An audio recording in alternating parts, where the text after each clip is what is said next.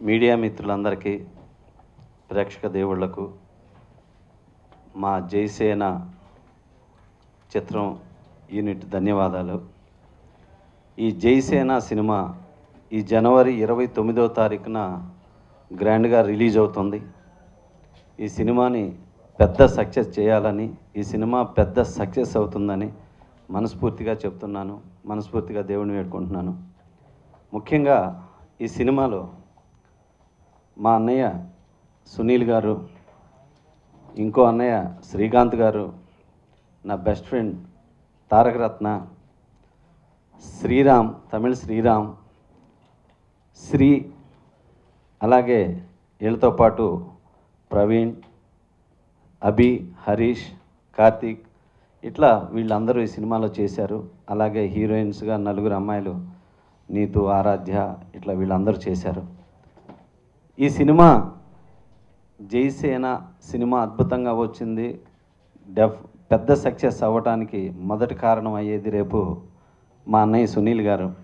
ఈ సినిమా అన్నయ్య చేశాడు ఇంతకుముందు తడాకా, అండ్ అన్నయ్య పోలీస్ క్యారెక్టర్ చేసిన ప్రతి సినిమా హిట్ అయినాయి. అలాగే దీనిలో చాలా పవర్ఫుల్గా చేశారు. మళ్ళీ సునీల్ అన్నయ్యని చాలా రోజుల తర్వాత అన్నయ్య ఎలాంటి క్యారెక్టర్ చేస్తే బాగుంటుంది, ఎలాంటి సినిమా చేస్తే బాగుంటుందని మీరు అన్నయ్య సక్సెస్ సినిమాలకు బ్యారీ చేసుకుంటే, ఒక మర్యాద రామన్న ఇలాంటి సినిమాలు తీసుకుంటే ఆ లెవెల్లో అన్నయ్యని చూడటానికి అంత ఎంటర్టైన్మెంటు, అంత యాక్షన్ యాంగిల్ కానీ, డైలాగ్ యాంగిల్ కానీ ప్రతిదీ ఆ లెవెల్లో సినిమాకి ప్రాణం పోసేశారు. ఇక శ్రీకాంత్ అన్నయ్య బంగారం, అంత మంచి వ్యక్తి. శ్రీకాంత్ అన్నయ్య కూడా చాలా బ్రహ్మాండంగా చేశాడు. అలాగే తారక రత్న గారు కూడా బ్రహ్మాండంగా చేశారు. శ్రీరామ్, ఇట్లా పేరు పేరున ప్రతి ఒక్కళ్ళు అద్భుతంగా చేశారు. ఇక ఈ సినిమా ముఖ్యంగా ప్రతి ఒక్కళ్ళకి జైసేన అనగానే అందరికీ జనసేన అన్నట్టు వినపడుతుంది. ఇది నిజమే. ఎందుకంటే జనసేన అన్నది పవన్ కళ్యాణ్ గారి పార్టీ, మేమందరం దాన్ని అభిమానిస్తాం. అలాగే జైసేన అన్న సినిమా మాత్రం పవన్ కళ్యాణ్ గారి భావాలకి చాలా దగ్గర సినిమా. ఆయన గురించి ఈ సినిమాలో చాలా ప్రతి ఒక్కళ్ళు ఆయన్ని ఒక వ్యక్తిగా చాలా అద్భుతంగా ఇష్టపడతారు, ప్రతి ఒక్కళ్ళు అభిమానిస్తారు. సో తను ఇండస్ట్రీ పట్లైనా ప్రజల పట్లైనా రియాక్ట్ అయ్యే విధానం ఇప్పుడు రీసెంట్గా ప్రపంచవ్యాప్తంగా, ముఖ్యంగా ఇదే ఇప్పుడు చెప్పబోతున్న అసలు పాయింట్, ప్రతి ఒక్కళ్ళు ఒక సినిమా హీరో కొడుకు సినిమా హీరో అవ్వాలనుకుంటాడు, ఒక డాక్టర్ కొడుకు డాక్టర్ అవ్వాలనుకుంటాడు, ఒక సీఎం కొడుకు మళ్ళీ నేను సీఎం అవ్వాలనుకుంటాడు. ఇట్లా ఎవరు వృత్తి చేసేవాళ్ళు వాళ్ళందరూ వాళ్ళ పిల్లలు వాళ్ళ వారసులుగా రావాలని కోరుకుంటారు. కానీ స్వతంత్రం వచ్చిన దగ్గర నుంచి ఒక రైతు కొడుకు మాత్రం నేను రైతును అవ్వాలి అని మాత్రం అనుకోడు, అక్కడే ఆగిపోతాడు. ఎందుకంటే అక్కడ డెవలప్ లేదు. ఆ రైతు అనే వాళ్ళని ఎవరు డెవలప్ చేయలా, ప్రభుత్వాలు చేయలా, పాలకులు చేయలా. ఏంటి ఇన్ని సంవత్సరాలలో ఉన్నటువంటి ఏ సీఎం కానీ ఏ ప్రైమ్ మినిస్టర్ కానీ ఎవ్వరూ రైతుని డెవలప్ చేయలేదు. కానీ రైతుని బాగు చేసే రోజు ఇవాళ వచ్చింది, ఇప్పుడు వచ్చింది, ఇప్పుడు సాల్వ్ అయ్యిద్ది. ఆ ప్రాబ్లంని ఈ సినిమాలో చెప్తున్నాం. అది సినిమా ఇండస్ట్రీ తరపున రీసెంట్గా మీరే చూశారు, పవన్ కళ్యాణ్ అనే వ్యక్తి ప్రభుత్వాలకు సంబంధం లేకపోయినా ఒక వ్యక్తిగా వెళ్ళి రైతులతో కలిసి మాట్లాడి వీళ్ళకి సపోర్ట్ చేయండి, వీళ్ళు నష్టపోయారు, వీళ్ళకి చెయ్యండి అని ఆయన స్పందించిన తీరు. అలాగే ఈ రోజున రైతులు ఉద్యమం ఉధృతంగా ఉంది. ఢిల్లీలో కానీ రేపటి రోజున ఈ రెండు రాష్ట్రాల్లో కానీ ఉధృతం అవుతుంది. దీనికి ఈ రైతు సమస్యని సాల్వ్ చేసే నాయకుడు కావాలి. అలాంటి నాయకుడు ఎవరు, ఏమి చేస్తే వీళ్ళకి పూర్తి పరిష్కారం వస్తుంది అన్నది ఈ సినిమాలో చెప్పాను. ఇది నచ్చితే ఏ సీఎం అయినా దీన్ని ఫాలో అయ్యి చేయొచ్చు. కానీ ఇది మాత్రం పవన్ కళ్యాణ్ గారు చేస్తున్నారనే నేను చెప్తున్నా ఈ సినిమాలో. అదేంటంటే వాళ్ళకి ఎవరు చూపించని పరిష్కారం ఈ సినిమాలో చూపిస్తున్నాము, చేశాము. అందువల్ల ఈ సినిమా రైతులకు అంకితం చేస్తూ, అలాగే ఎంతోమంది హీరోలకి అందరూ గొప్ప గొప్ప ఫ్యాన్స్ ఉన్నారు. అలాగే పవన్ కళ్యాణ్ గారి ఫ్యాన్స్ మాత్రం బీభత్సమైన ఫ్యాన్స్. వాళ్ళు ఇక అందరికన్నా కూడా రెబల్ యాంగిల్లో ఉంటారు సొసైటీ పట్ల, ప్రతి ఒక్కళ్ళు స్పందించే తీరు. సో అందువల్ల ఈ సినిమా ప్రతి ఒక్కళ్ళు రైతు కోసం యుద్ధం చేయాలని చెబుతుంది.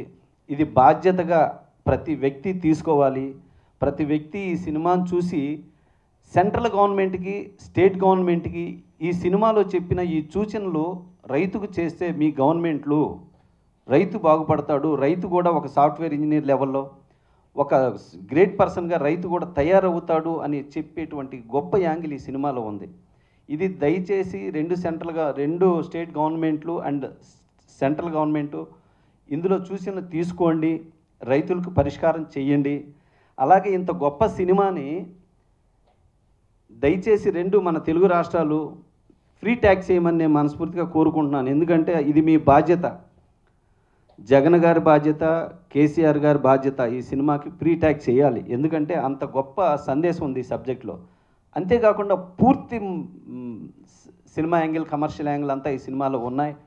కాబట్టి ఒక రైతుకి ఏం చేస్తే పరిష్కారం దొరుకుతుంది అనేది ఈ సినిమా తీసుకొని చూసి చెయ్యండి. కాబట్టి ఈ సినిమాని పెద్ద సక్సెస్ చేసి జనవరి 29న ప్రతి ఒక్కళ్ళు ఈ సినిమాకి సెల్యూట్ చేయాలని మనస్ఫూర్తిగా కోరుకుంటున్నాను.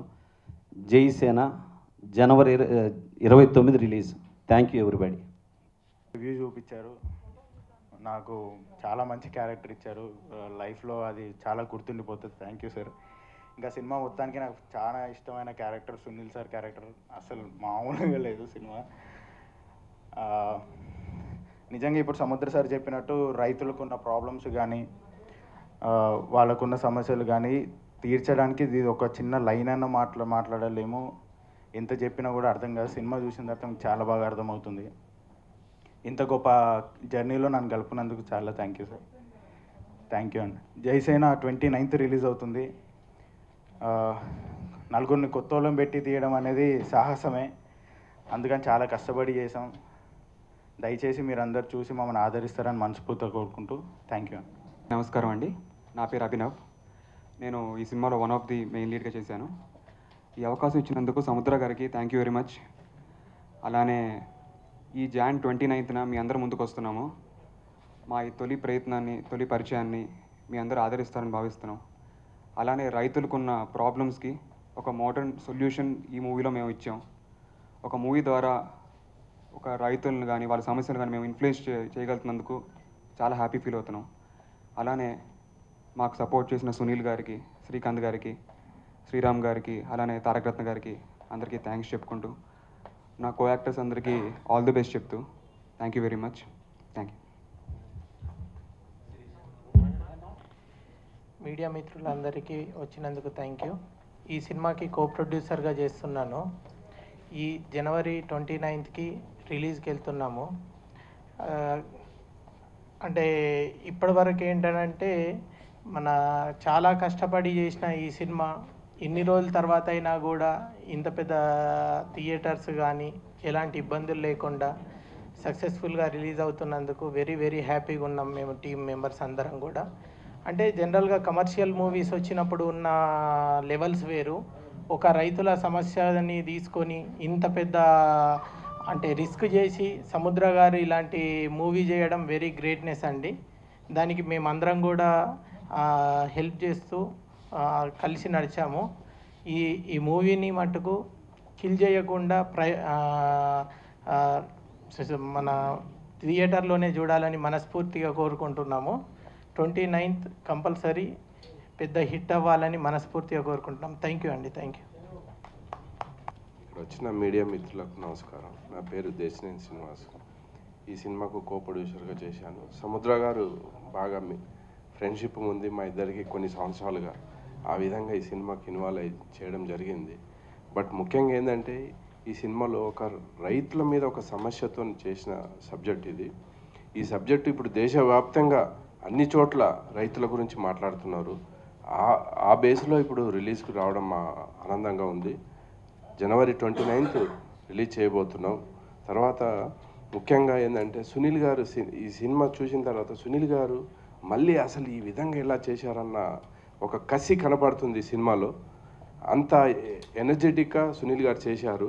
తర్వాత శ్రీకాంత్ అన్నయ్య, తర్వాత శ్రీరామ్ గారు, తారక రత్న గారు, తర్వాత అబ్బి, ప్రవీణ్, కార్తిక్, హరీష్ వీళ్ళందరూ కూడా అసలు వాళ్ళ టైమింగ్ కాకుండా అసలు కొత్త వాళ్ళు చేసిన ఫీలింగ్ లేకుండా ఒక సీనియర్ ఆర్టిస్టులు ఎలా చేస్తారో అలా చేశారు.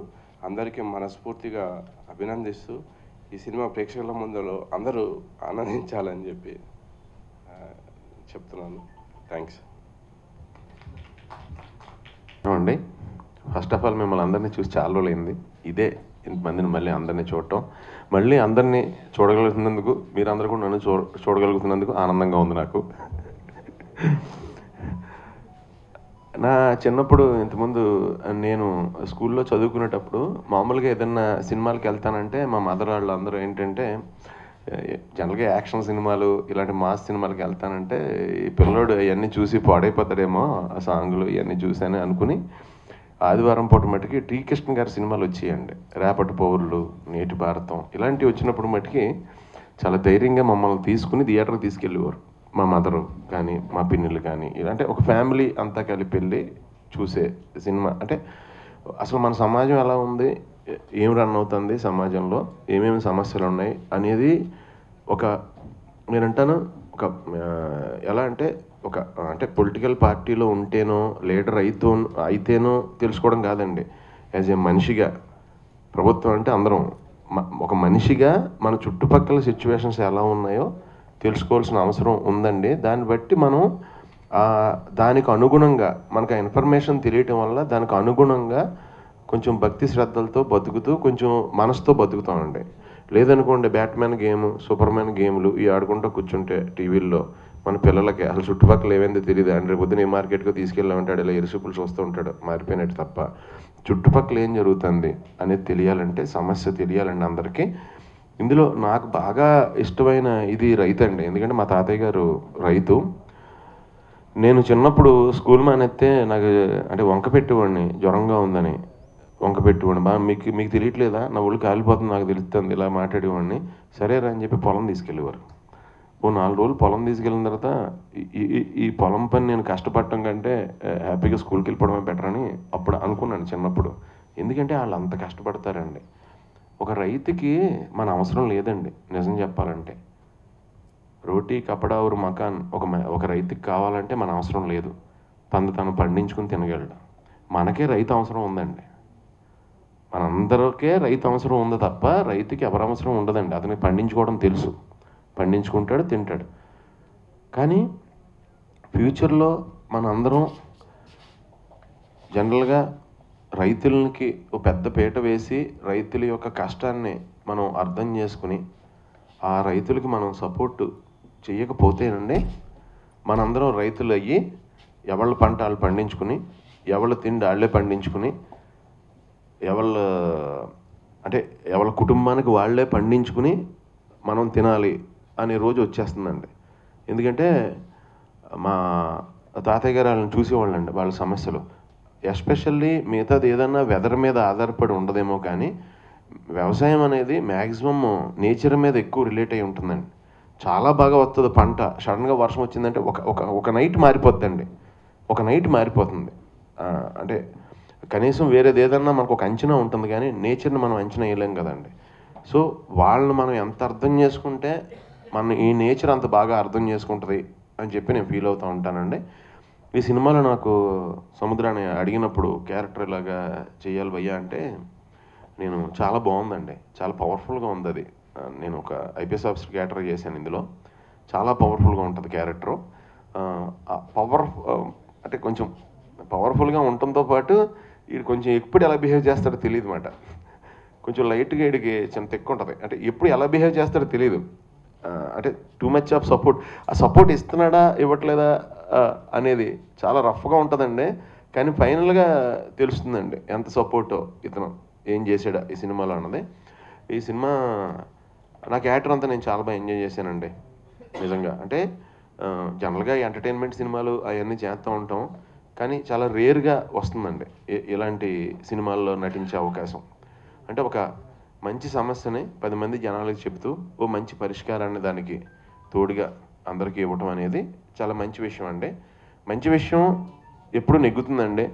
మీ తరఫున కూడా మీరు అందరూ కూడా దీన్ని కొంచెం ప్రమోట్ చేయాలని మనస్ఫూర్తిగా నేను కోరుకుంటున్నానండి. జనవరి 29న సినిమా రిలీజు. నేను ఎందుకు ప్రమోట్ చేయమని కోరుకుంటున్నానంటే ఒక మంచి విషయం కాబట్టి మిమ్మల్ని ప్రమోట్ చేయమని కోరుకుంటున్నానండి. తద్వారా చాలామందికి రైతులకి న్యాయం జరుగుతుందండి. ఆ ఉద్దేశంతోనే నేను మిమ్మల్ని అందరినీ కోరుకుంటున్నానండి. థ్యాంక్ యూ అండి. Thank you so much. Thank you. మనకు అన్నం పెట్టే రైతు గురించి సముద్రాన్ని ప్రాణం పెట్టి తీసిన సినిమా. సునీల్ అని బాగా చెప్పారు. రైతుకి మన అవసరం లేదు, మనకి రైతు అవసరం. కాస్త మనం రిలాక్స్ అవ్వడానికి టైం ఉంటుంది, కానీ రైతుకి అసలు టైమే ఉండదు. పోలీస్ వ్యవస్థలో కొత్త మార్పులు వస్తున్నాయి. షీ టీమ్ వచ్చింది, అలాగే ట్రాఫిక్ అని ఎన్నెన్నో ఉంటుండగా లేటెస్ట్గా షీ టీమ్స్ కూడా దించారు. అంటే ఒక మనిషి రక్షణ కోసం ఎన్నెన్నో వ్యవస్థల్ని కొత్తగా కనిపెడుతున్నారు. చివరికి పెటా అంటూ, బ్లూ క్రాస్ అంటూ యానిమల్స్ కూడా వాటిని రక్షించడానికి కూడా కొన్ని వ్యవస్థలు ముందుకు వచ్చాయి. Very good. బట్ రైతు వరకు వచ్చేసరికి వాళ్ళకి కూడా ఒక గ్రీన్ పోలీసింగ్ వ్యవస్థ, అంటే పొలం తగలడిపోతేనో లేకపోతే వాటి మీద ఏదైనా మిడతల దండులు లాంటివి జరిగినప్పుడు ఒక గ్రీన్ అంబులెన్స్ కానీ వాళ్ళకంటూ సపరేట్ ఒక వింగ్ కావాలని నేను కోరుకుంటున్నాను. Thank you. ఈ అవకాశం ఇచ్చిన అందరికీ ఇచ్చారు. థ్యాంక్స్.